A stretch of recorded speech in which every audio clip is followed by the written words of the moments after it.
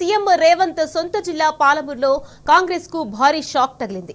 జడ్చర్ల నియోజకవర్గం నుంచి బీఆర్ఎస్ లోకి చేరికలు వెల్లువెత్తాయి. ఇక వెంకటేశ్వర తండాకు చెందిన కాంగ్రెస్ క్యాడర్ వందలాదిగా ఎరవెల్లిలోని కేసీఆర్ నివాసానికి రెడ్డి వెంకటేశ్వర తండా సర్పంచ్ సేవ్యా నాయక్, కొల్లూరు మాజీ సర్పంచ్ రాజు నాయక్లు, చందర్ నాయక్ ఆధ్వర్యంలో చేరికలు జరిగాయి. ఇక ఉప సర్పంచ్ తావూరియా, 6 వార్డు సభ్యులతో పాటు కాంగ్రెస్ నేతలు, కార్యకర్తలు కేటీఆర్ సమక్షంలో గులాబీ కండువా కప్పుకున్నారు. ఇక కేసీఆర్ నాయకత్వమే తెలంగాణకు శ్రీరామ రక్ష నినదించారు.